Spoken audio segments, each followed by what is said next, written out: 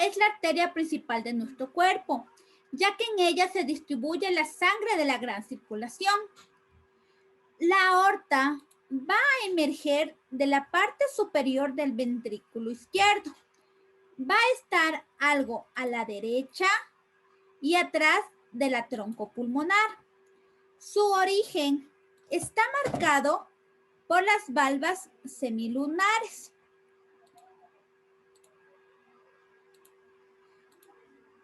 Anterior, posterior y septal. En su origen vamos a ver que la arteria aorta presenta una dilatación, la cual se denomina bulbo aórtico y va a estar detrás del cono arterioso del ventrículo derecho. La arteria aorta va a presentar 3 porciones respectivamente.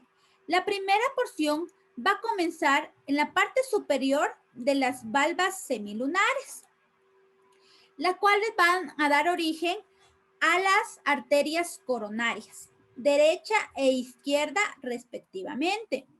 Después, la arteria aorta se va a dirigir arqueada horizontalmente y hacia la izquierda para adosarse en la cuarta vértebra torácica. Este arco aórtico va a dar origen a 3 arterias importantes, las cuales son la troncobrachiocefálica, la carótida común izquierda y la subclavia izquierda, las cuales van a irrigar lo que es cabeza, cuello y extremidades superiores. Después vamos a tener la porción descendente, en donde vamos a ver que la arteria aorta se va a adosar en la parte de adelante de las vértebras torácicas. A su vez, la arteria descendente va a tener 2 regiones. La porción torácica, que va a empezar en la vértebra torácica 5, hacia el diafragma. Al atravesar el diafragma, se va a denominar porción lumbar y esta va a ir hasta la vértebra torácica cuarta o quinta lumbar, en donde la arteria aorta va a dar origen con su bifurcación a las arterias ilíacas. Vamos a ver que el calibre de la arteria aorta cambia según su disposición. Vamos a tener que en la porción ascendente el calibre va a ser de 25 a 30 milímetros. En el callado aórtico permanece constante el calibre. Y en la porción descendente, sobre todo en su parte terminal, va a tener de 18 a 20 milímetros. La característica principal de la arteria aorta es que presenta unas paredes gruesas y resistentes.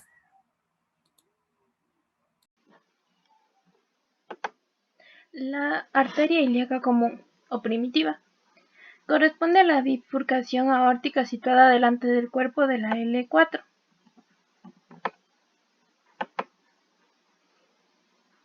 A veces algo más abajo.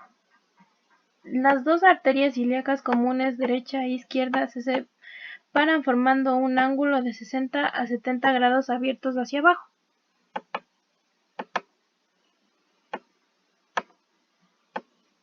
Su trayecto, tanto a la derecha como a la izquierda, el trayecto es oblicuo hacia abajo y lateralmente.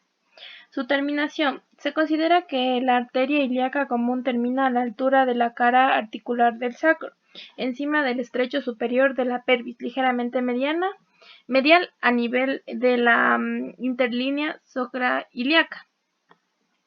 Entre sus relaciones tenemos que por abajo se encuentra por abajo del promontorio, arriba se encuentra la porción horizontal del duodeno, por atrás podemos encontrar el cuerpo de la L4 y la L5 de las vértebras lumbares, y lateralmente se encuentra por el borde medial del músculo psoas mayor.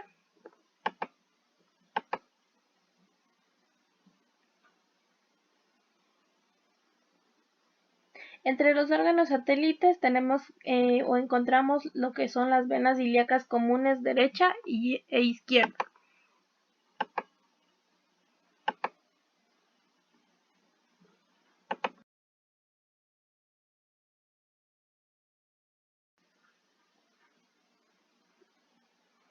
También corresponde a la saliente del cuerpo de la quinta vértebra lumbar.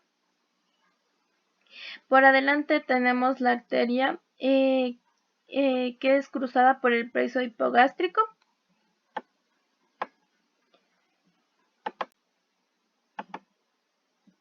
La rama ilíaca externa es una rama de división externa de la arteria ilíaca común a la que se prolonga y se extiende hasta el ligamento ilingual y se continúa como arteria femoral.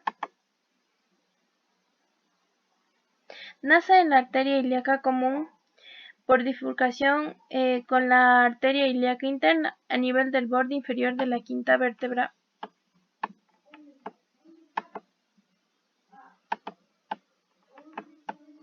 lumbar.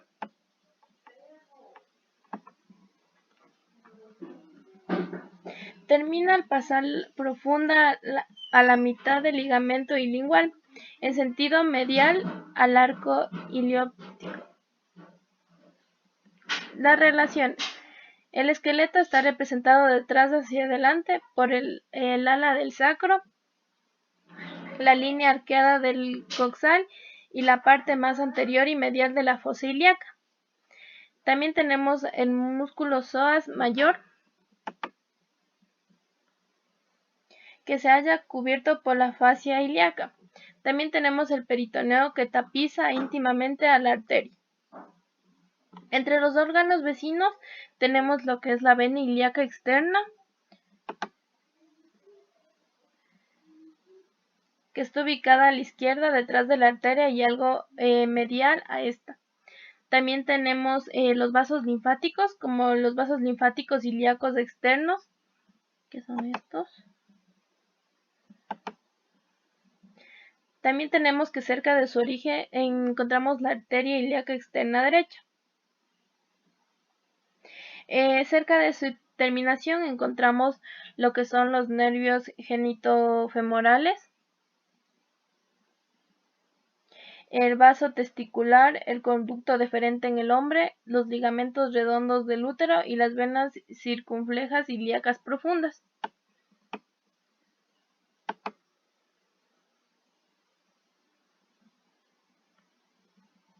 Entre las relaciones a distancia tenemos que lateralmente encontramos con los órganos de la fosa ilíaca revestidos del peritoneo. Medialmente con la interposición del peritoneo con el recto, con el ligamento ancho y las fosas paravesiculares. Y por delante está oculta por la asa delgada.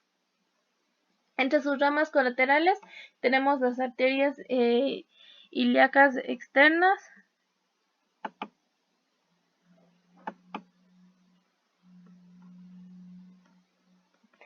que tiene dos colaterales importantes, que es el epigastrio inferior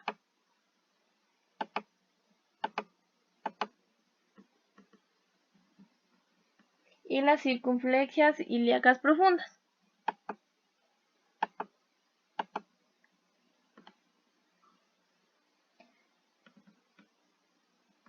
Entre su distribución tenemos ramas colaterales como las arterias del ligamento redondo, la rama púbica arterial epigástrica inferior y las ramas musculares de los músculos anchos y el recto del abdomen.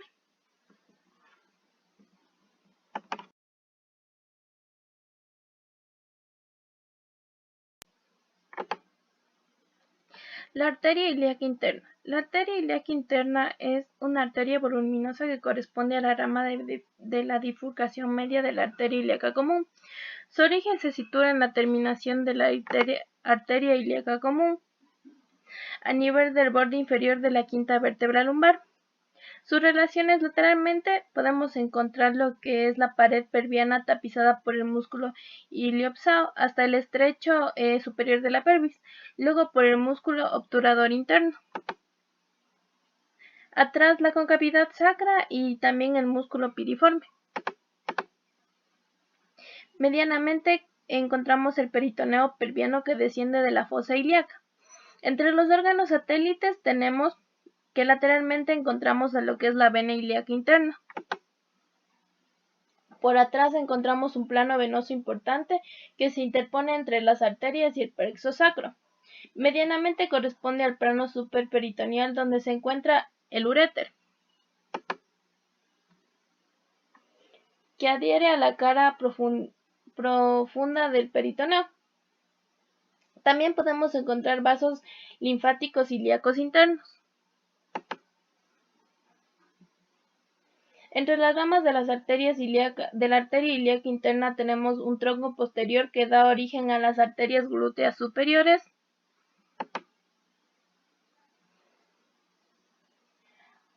a la iliolumbar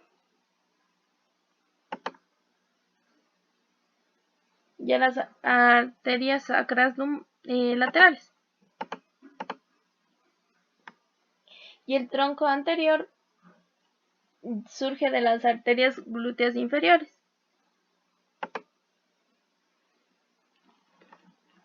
Entre las ramas intrapelvianas parietales encontramos a la arteria iliolumbar y a las arterias sacras laterales, que entre estas tenemos las arterias sacras laterales superiores y arterias sacras laterales inferiores.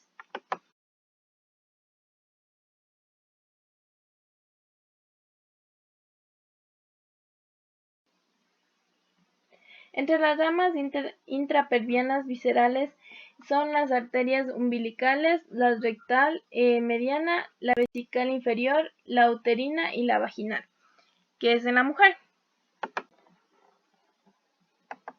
Entre las principales arterias que irrigan el miembro inferior tenemos la arteria femoral, la arteria poplítea, la arteria tibia anterior, la arteria tibia posterior, la arteria peroneal, la arteria dorsalis de la pelvis y el arco plantar.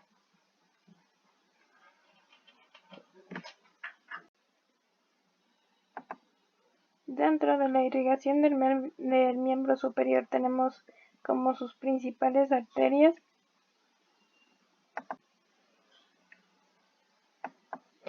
a la arteria subclavicular, a la arteria axilar, a la arteria braquial, a la arteria radial, a la ulnar,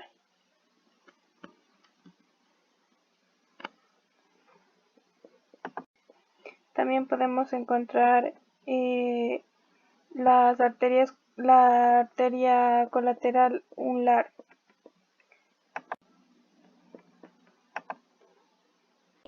Irrigación del cuello y la cabeza. Nos ubicamos en el callado aórtico, quien se ramifica en arteria subclavia izquierda, arteria carótida común izquierda y tronco branquiocefálico, quien a su vez se ramificará en arteria carótida común derecha y arteria subclavia derecha. Dentro de las principales arterias que irrigan el cuello y la cabeza está la arteria carótida común izquierda, que es más larga que la arteria carótida común derecha. Las dos ascienden y se ramifican a nivel del cartílago tiroides. Estas se dividen en carótida interna y carótidas externas. Las externas, valga su redundancia, irrigan estructuras externas del cráneo, de la cara y del cuello. Estas se dirigen hacia arriba, hacia adelante y luego hacia atrás para dividirse en arterias temporales y arterias maxilares. Las arterias carótidas internas irrigan estructuras internas de la cabeza, del encéfalo, glándula pituitaria, ojos, frente y nariz. Estas ascienden perpendicularmente anterior a la apófisis transversa de las 3 vértebras cervicales superiores hasta el conducto carotidio en el peñisco del hueso temporal. También podemos encontrar a las arterias vertebrales que se ramifican a partir de las arterias subclavias, tanto derecha como izquierda. Estas ascienden por los forámenes de las apófisis transversas de las 6 vértebras cervicales superiores y asciende a la cabeza por el foramen magno.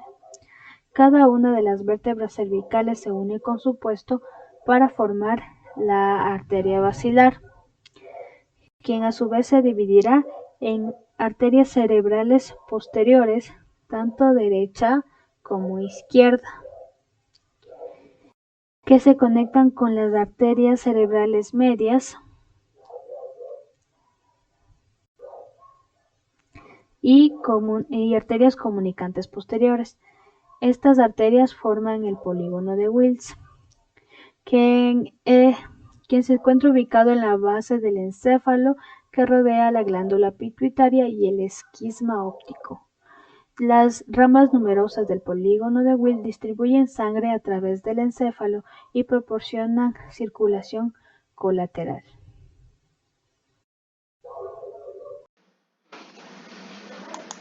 Ya, continuando con la presentación, yo voy a hablarles sobre las arterias ilíacas. Entonces, para iniciar, estas van a dividirse en dos ramas que vienen siendo una rama derecha, arteria ilíaca común derecha, y una rama de arteria ilíaca común izquierda, que son consideradas ramas terminales de la aorta descendente, pues estas se originan a partir de la división de la aorta abdominal. Entonces, también decimos que están separadas están separadas una de otra por lo que se conoce como el ángulo infraórtico, que este vendría siendo un ángulo que posee aproximadamente un ángulo de 60 a 70 grados. Entonces, estas van a nacer a la altura de la cuarta vértebra lumbar. En la cuarta vértebra lumbar y se tendrán una dirección hacia abajo y afuera. Y van a terminar teniendo un trayecto aproximado de 6 centímetros a la altura de la articulación sacroiliaca. Entonces aquí, a partir de ese punto se van a bifurcar en sus dos ramas terminales, que vienen siendo la arteria ilíaca externa y la arteria ilíaca interna. Entonces, otra cosa que podemos recalcar de aquí también es que la arteria ilíaca común derecha es más extensa o larga que la arteria ilíaca común izquierda, como lo podemos observar ahí. Entonces, también podemos decir que estas arterias ilíacas comunes van a dar origen a pequeñas ramas que van a dirigirse hacia estructuras como el peritoneo, que vendría siendo una estructura con la que éstas se relacionan anteriormente. También a estructuras como el psoas, el músculo psoas, el psoas mayor, y estructuras como los uréteres. Entonces, las arterias ilíacas externas, que vendrían siendo las que nacen como rama de bifurcación de la arteria ilíaca común, puede ser derecha o izquierda. Estas nacen a la altura de la articulación sacroiliaca, tienen camino sobre el músculo psoas y terminan a la altura del anillo femoral, donde aquí se va a continuar, a partir de ese punto se continuará como arteria femoral. Aquí podemos utilizar a este ligamento llamado el ligamento inguinal como un delimitante de estas dos arterias, que separa la arteria femoral de la arteria ilíaca externa. Entonces, las arterias ilíacas externas son las más grandes dentro de las ilíacas. En cuanto a las arterias ilíacas internas, estas arterias ilíacas internas, al igual que las externas, nacen a partir de la bifurcación de la arteria ilíaca común. Estas también nacen a la altura de la articulación sacroiliaca y van a descender hasta la escotadura asiática mayor. Las arterias ilíacas externas se dividen en una rama anterior y una rama posterior. rama posterior. Entonces, estas divisiones, la división posterior va a incluir arterias como la glútea anterior, interior y obturatriz, las que van a irrigar los músculos glúteos y pelvianos, y arterias como las pudendas internas, que van a irrigar los genitales externos. Eso en cuanto a las arterias ilíacas. Gracias. Dentro de las ramas parietales de la aorta abdominal tenemos en primer lugar las arterias lumbares, las cuales son arterias que se originan en la cara posterior de la aorta abdominal, y estas se distribuyen hacia la pared abdominal, las vértebras, músculos lumbares y la cápsula renal. Luego tenemos a las arterias frénicas inferiores, las cuales se originan en la cara anterior de la aorta abdominal, justo por encima del tronco celíaco. Su origen es variable y puede ser a nivel del tronco celíaco igualmente. Su distribución va hacia el diafragma y hacia la glándula suprarrenal. La última de las ramas parietales es la arteria sacra media, la cual es una arteria que se origina como una rama terminal de la aorta, la cual nace a nivel de la vértebra lumbar L4, a veces en su cara posterior, y se distribuye hacia el hueso sacro, hacia el coxis y hacia el recto. Luego tenemos las ramas viscerales, dentro de las cuales tenemos el tronco celíaco, el cual es un tronco arterial que se origina en la aorta abdominal. Tiene 3 ramas, que son la arteria hepática común, gástrica izquierda y la arteria esplénica. Va a irrigar principalmente el esófago, el estómago, el duodeno, el vaso, páncreas, hígado y la vesícula biliar. Tenemos además la arteria mesentérica superior, la cual nace 2 centímetros por debajo del tronco celíaco y emite varias ramas que irrigan la porción superior del páncreas, del intestino delgado y la mitad derecha del intestino grueso. Sus ramas son la arteria pancreático-duodenal inferior, arteria cólica media, arterias intestinales yeyunales e iliales, la cólica derecha y la ilocólica. Tenemos además la arteria mesentérica inferior, la cual nace de la cara anterior de la aorta abdominal. Sus ramas van a ser la arteria cólica izquierda superior, la arteria sigmoidea y la arteria rectal superior. Se distribuye hacia la parte izquierda del colon transverso, el ángulo cólico esplénico, el colon descendente, colon sigmoideo y parte superior del recto pélvico o ampolla rectal. Las arterias renales nacen de las caras laterales del aorta abdominal. Por lo general son de un gran volumen y prestan una rama conocida como la rama suprarrenal inferior, y su principal función es la de brindar vascularización al riñón y a la primera parte de la vía excretora. Las arterias gonadales nacen de las caras laterales del aorta abdominal. Es testicular en el caso del hombre, la cual va al anillo inguinal profundo, pasa por el conducto inguinal hacia el escroto donde se vuelve tortuosa y da varias ramas, y es ovárica en el caso de las mujeres. Esta tiene el mismo origen, va entre las 2 capas de ligamento suspensorio del ovario y ligamento ancho del útero, antes de distribuirse en todo el ovario y unirse con la arteria uterina.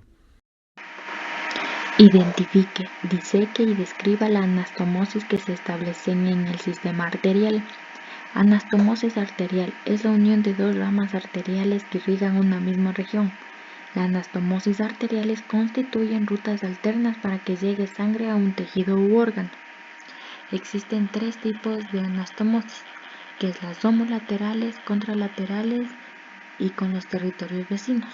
Las homolaterales son de las ramas entre sí, como la obturadora y la pudenda interna, y la recta media. De igual forma, la arteria glúteo superior con glúteo inferior. Las anastomosis contralaterales son entre las 2 ilíacas internas. Estas se sitúan entre las paredes de las vísceras pelvianas, recto, útero, vejiga, vagina y próstata. La anastomosis con los territorios vecinos es con la aorta suprayacente en las arterias lumbares, en la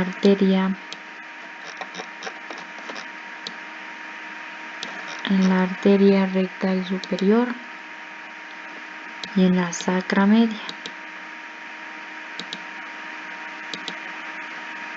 También hay las arterias de la ilíaca externa,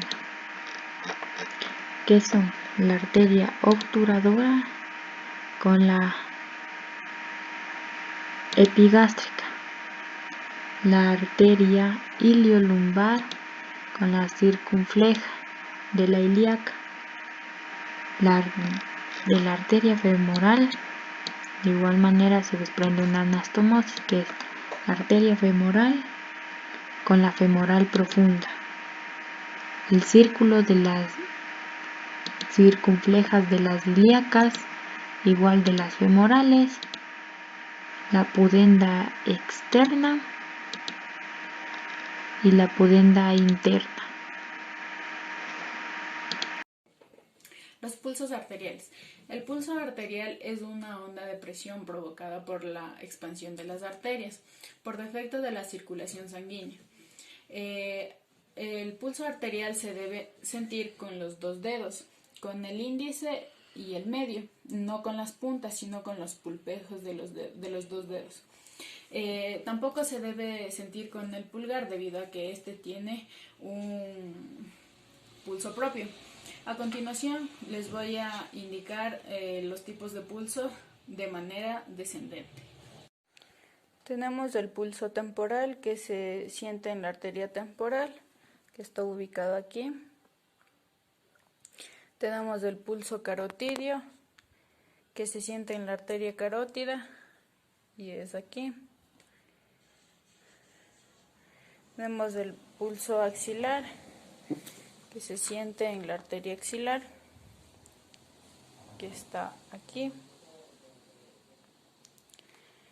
Tenemos el pulso braquial o humeral en la arteria braquial, que se siente aquí.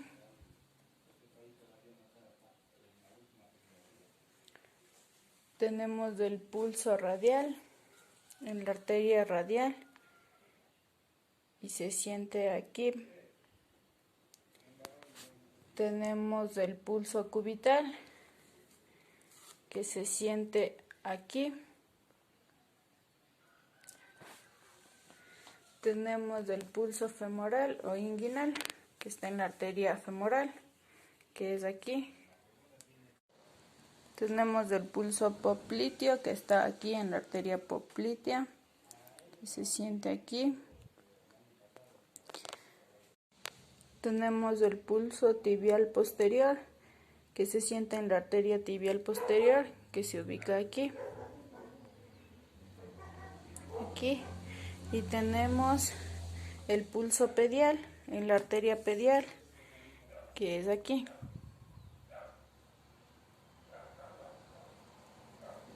Gracias.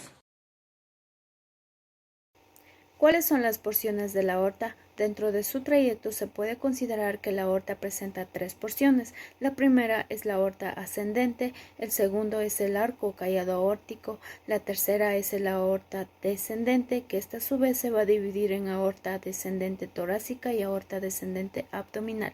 ¿Cuáles son las principales ramas de la aorta torácica y abdominal? La aorta torácica. Esta está ubicada en el mediastino posterior, se inicia a la altura del borde inferior de la cuarta vértebra torácica como continuación del callado de la aorta. Termina a nivel del borde inferior de la séptima vértebra torácica cuando atraviesa el orificio aórtico del músculo diafragma. En su origen está situado a la izquierda de la columna vertebral. A medida que desciende tiende a acercarse a la línea media para ubicarse delante de ella. Las principales ramas de la aorta torácica son las siguientes: las ramas pericárdicas, las arterias intercostales posteriores que irrigan a la pared torácica, la arteria diafragmática superior que irriga el diafragma, las arterias bronquiales que irrigan a ambos pulmones, las arterias esofágicas que irrigan al esófago, las arterias mediastínicas y las arterias subcostales. Aorta abdominal. Una vez que la aorta penetra a través del hiato aórtico del diafragma, pasa a denominarse aorta abdominal. Esta mide unos 12 centímetros, por lo que es más larga que la aorta torácica, llegando hasta la lumbar 4, donde se produce su bifurcación en la arteria común ilíaca externa y en la arteria común ilíaca interna. Su dirección es descendente de izquierda a derecha y se posiciona lateralmente a nivel del arco del psoas izquierdo. Las principales ramas de la aorta abdominal son las siguientes: la arteria diafragmática o frénica inferior, el tronco celíaco, el cual se divide en arteria hepática común, arteria gástrica izquierda y arteria esplénica, la arteria mesentérica superior que irriga el intestino delgado y la mitad derecha del intestino grueso o colon, las arterias suprarrenales o capsulares, las arterias renales que irrigan los riñones, las arterias de las gónadas, también conocidas como arteria espermática u arteria ovárica, la arteria mesentérica inferior que irriga el intestino grueso o colon y el recto, las arterias ilíacas primitivas, que estas a su vez se van a dividir en arterias ilíacas externas y arterias ilíacas internas o hipogástricas. ¿Cuáles son las principales ramas de la aorta terminal? Esta aorta terminal es también conocida como la aorta abdominal y se va a dividir en dos tipos de ramas, las ramas parietales y las ramas viscerales. Entre sus ramas parietales encontramos a las arterias frénicas inferiores, a las arterias lumbares, a la arteria sacra media. Entre sus ramas viscerales encontramos al tronco celíaco, que a su vez se va a dividir en tres tipos de ramas: la arteria gástrica izquierda, la arteria hepática común y la arteria esplénica. Entre sus ramas viscerales también encontramos a las arterias mesentérica superior, arteria mesentérica inferior, arteria suprarrenal media, arteria renal y la arteria gonadal.